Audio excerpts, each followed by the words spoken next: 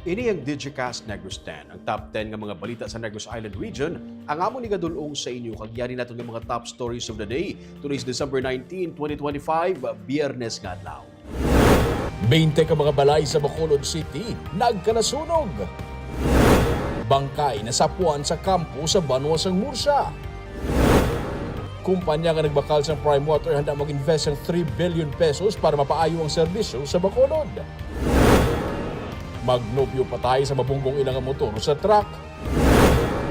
Kag sa Digicast Weekend, paano nagakabuhi ang mga taga-isla nga wala sang estable nga supply ng tubig kag kuryente, kag organic villages, liwat nga buhiyon sa Are You Agreeable? Natanan sa Digicast Negros X.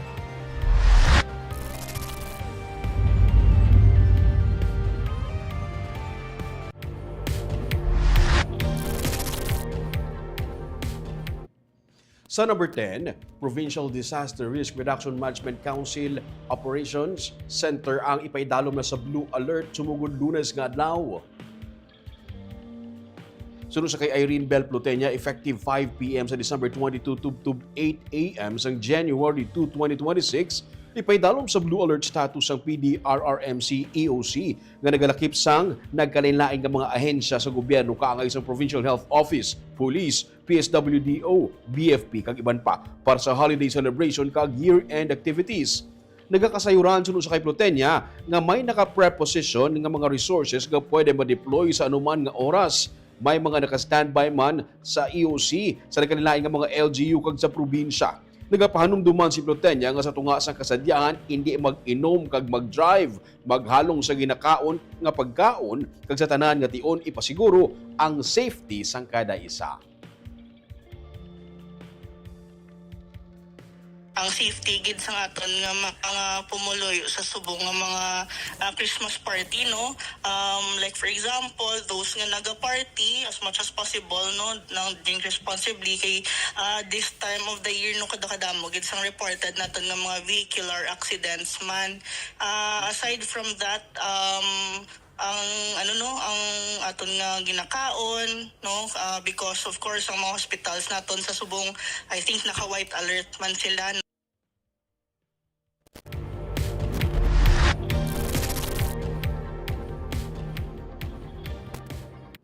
Sa number 9, aprobado ni Bacolod City Mayor Greg Zataya ang mga year-end incentives sa mga empleyado sa syudad ng Bacolod. Ang mga benepisyo nagalakip sang 45 billion pesos para sa Collective Negotiation Agreement o CNA Incentive, 30 million pesos para sa Service Recognition Incentive o SRI, 25 million pesos para sa Performance-Based Bonus o PBB, kag 8.8 million pesos para sa Productivity Incentive Allowance Performance Enhancement Incentive o PIA-PEI. Para naman sa mga job order kag contract of service kag mga empleyado, may 29.1 million pesos nga gratuity pay, 7,000 kada isa ang mabatunan, dugang pa niya. Ginaprubahan ang 8.8 million pesos para sa cash gift kag 52.2 million pesos nga year-end bonuses para sa mga regular kag casual nga mga empleyado nga ginpagwa sa nagligad nga Nobyembre. Suno kay Gasataya, ini nga mga benepisyo kabahin sang legal kag contractual nga mga obligasyon sa syudad sa iya nga mga empleyado nga amo ang nagaproseso sa assistance request, nagarespondi sa mga emerhensya kag nagapatuman sa mga importante nga serbisyo para sa publiko.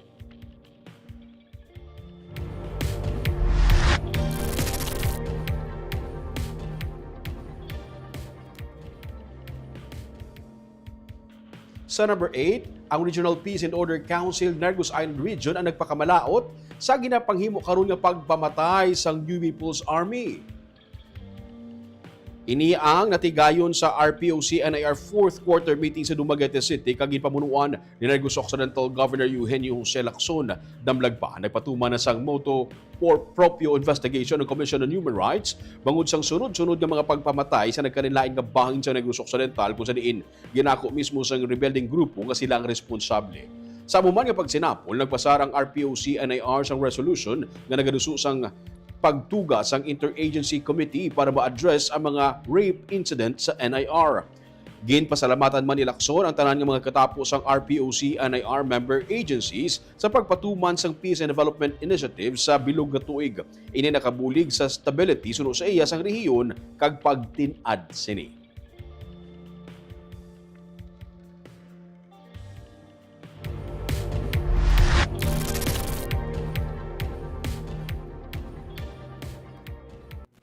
Sa number 7, tatlo ka mga manugbaligya sang ukay-ukay ang pilason matapos mabungo ilang nga salakyan sa isa ka truck sa Bacolod City.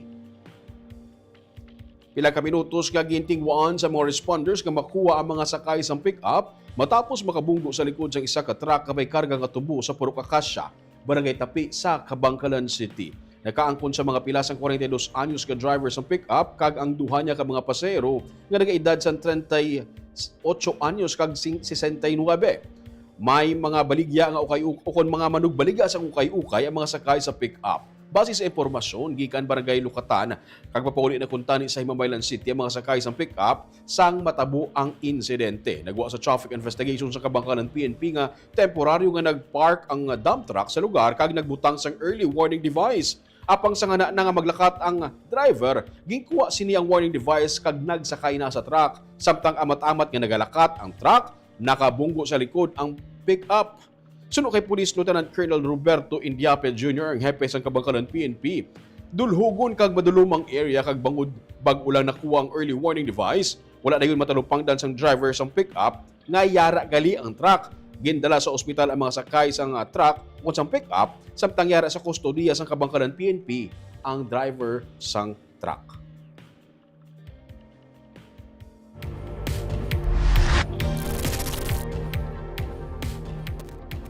Sa number 6, isa ka bangkay na nasapuan sa sulod sang kampo sa banwa sa Murcia, kaina sang aga.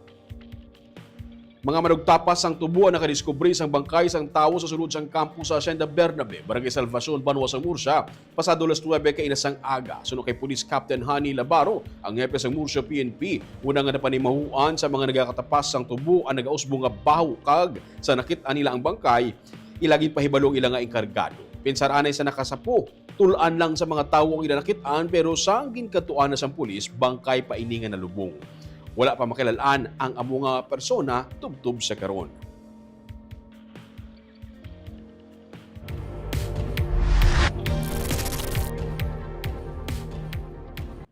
Sa number 5, magnobyahan ay patay matapos mabunggo ilang nga motorsiklo sa isa ka truck.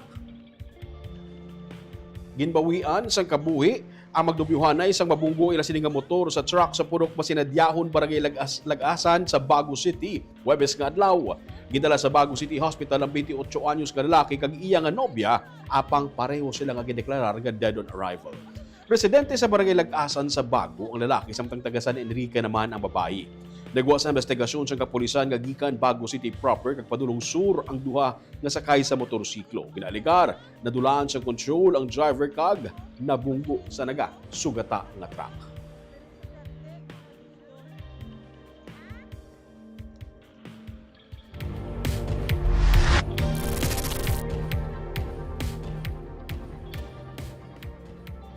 Sa number 4, hindi automatic nga winner o kung hindi automatic nga winning bidder ang bidder nga may pinakanubo nga ginbid. Ini ang sunod sa kay Bacolod City Councilor Homer Baez, ini may angot sa natabo nga bidding para sa paghakot sang basura sa Bacolod City. Ginpahayag ni Councilor Homer Baez nga chairman sa Committee on Environment nga hindi automatic nga mangin winning bidder ang kumpanya bisan pa ini ang may pinakanubo nga calculated bid sa mga kontrata sang gobyerno. Ini ang reaksyon ni Baez matapos na deklarar ang IPM Construction and Development Corporation bilang lowest calculated bidder para sa garbage hauling project sa Bacolod. Ginpatag sang konsehal nga subong kabahin sang government bidding process, kinahanglan pa nga ma-evaluate sang Bids and Awards Committee ang mga dokumento, technical capability, kag nagligad nga performance sang bidder. Suno kay Baez, posible sa gihapon nga ma-disqualify ang kumpanya kung hindi ini makasunod o kung makalabot sang ginapatuman nga mga criteria.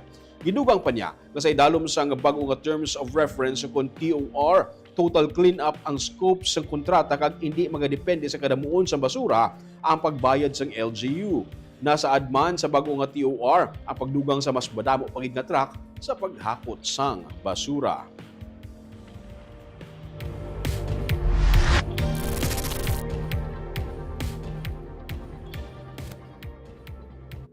Sa number 3, handa mag-invest sang tubtub 3 billion pesos ang kumpanya sang business tycoon nga si Lusyoko para mapaayo ang serbisyo sang Bacolod City Water District para sa mga konsumidor. Inisunod sa kay Bacolod District Representative Aldi Benitez sa interview sa media sang kagabdi. Gisilig ni Benitez nga nakaistorya sila ni Ko Huwebes ang aga sa pagtalakay sa kinahanglanon nga capital para ma-improve ang water services. Ang modernization program ginabulubanta sang basiwa nga yara sa 1.5 billion pesos. Willing si Ko sunod sa kay Benitez sa pag-invest of 3 billion pesos. Ang Villar Group ang damlag pa nag-announce nga ang Crystal Bridges Holding Corporation niko ang mag-acquire sang 100% sang prime water infrastructure kung sa diin mayara sang joint venture agreement ang basiwa. Ginsiling ni Benitez nga sa bulan sang Enero ginapaabot nga mag-take over na sila sa operations sang prime water. Ginahulat na lamang ang clearance ng Philippine Competition Commission sunod sa kongresista. Nag-commit na ang grupo niko sunod sa kay Benitez sa pag-review sang JVA. May mga luyag nga ipa-amend ang basiwa sa kontrata agud to nga hindi ini one-sided sunod sa kay Benitez. Ikaduha, ang tanan nga penalties pagabayaran sa nagagwa nga huring-huring inimutigman ni Benitez nga investor siya sa Crystal Bridges Holding Corporation. Sunod sa iya, may nagakaigo nga kwarta si Ko sa iya pag-take over sa Prime Water. Ang modernization program estimates ang basiwa as 1.5 billion. And I heard him say as much as 3 billion is he willing to invest for the modernization sa aton water system. Kung may mga speculation na part ka na sa Crystal may investment ka sa Crystal. Wala. Sakto na sarangan na ilusyo ko. Ikaw kuno nagbakal. Ha? Ikaw kuno nagbakal. Hindi na to.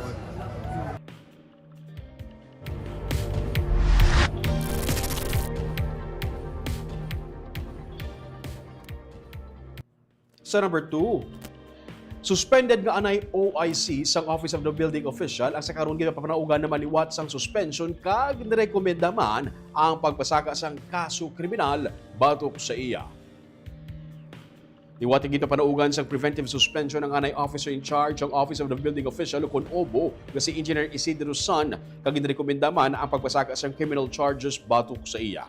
Gikumpirma ni City Legal Officer Attorney Carl Joseph Chu nga ginpasakaan sang kaso si Engineer Isidro San may kaangtanan sa under declaration sang floor area sang isa ka negosyo sa Barangay Kabug sa Bacolod City sang 2024 gikan sa masobra sa 4,000 square meters nga floor area. Mga 2,000 square meters lamang ang gindeklarar nga nagresulta sa dako nga pagdubo sa ginbayaran nga business kag occupancy permit. Si Engineer San amo ang nag-approve kag nagpirma sang assessment, orders of payment kag certificate of final inspection. Bangod sini, ginpasakaan siya sang administrative charges kag gipapanaugan sang 60 ka adlaw nga preventive suspension without pay. Ginalantaw man sa Bacolod City Government ang magpasaka sang criminal case nga falsification of public documents batok sa iya kag isa ka retired OBO employee. Ginagdagan ni Mayor for charge pagi sa pagpamiki, duwa ka bagay ko. This time around, seryoso si Mayor paila niya kaso criminal case. Sino ni siya, attorney? Si Isidro San.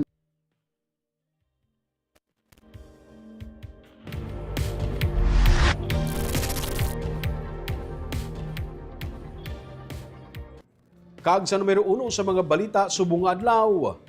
20 tanan ka mga balay ang gintupok sang kalayo sa nagluntad nga sunog sa Barangay 2 sa Bacolod City, kainasang kaagahon. Nasunog ang 20 ka mga balay nga himo sa light materials matapos mag-ibwal ang kalayo sa Purok Tahong, Barangay 2 sa Bacolod City, pasadulas 2 kainasang kaagahon. Sunod kay Fire Officer 2 Rolin Paulan, Chief Investigator sa Bacolod City Fire Station, nagsugod ang kalayo sa balay ni Marcelino Pitogo nga ginrentahan sa isa kaging kilala kay Gerald Nesha. Badasig nga naglapta ang kalayo sa kaiping nga mga balay bangod himo sa mga bagay nga badasig masunog ang mga balay. Base sa records sa Bacolod BFP, 35 ka mga individual o kun 20 ka mga pamilya ang apektado bangod sa sunog. Ginabulubanta nga yara sa 125,000 pesos ang kahalitan sa natabo nga sunog. Sunod sa panaysayon sa mga kaingod balay kag mga nakasaksi sa insidente, nagsugod ang kalayo sa nakasindi nga kandila bangod nga wala sang kuryente ang balay nga ginaistaran ni Gerald. Apang wala man ginadula sang Bacolod BFP karon nga may angot sa kuryente ang natabo nga sunog.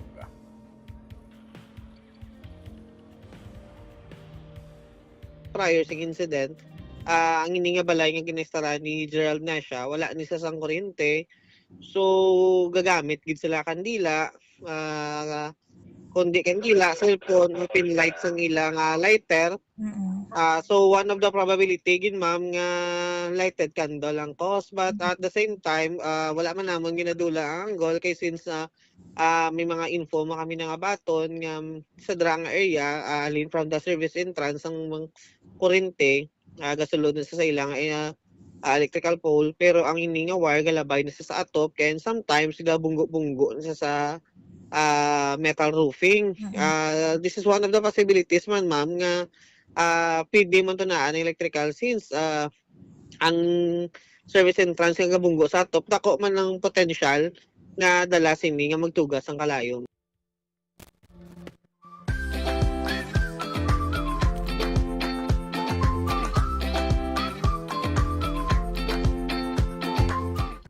Kagyari naman ang mga pangpabalo namon sa inyong mga istorya para sa sininga weekend. Masami nga reklamo sa karon ang kakulangan sa supply sa tubig kag wala sang kuryente ilabi na kun bago lang tapos igo ang isa ka bagyo. Malawig-lawig nga inadlaw nga wala sang kuryente, malawig-lawig nga wala sang tubig, nagaugtas ang tanan. Pero paano bala nagakabuhi ang mga nagapuyo sa isa ka isla nga wala sang estable nga supply sang kuryente kag tubig?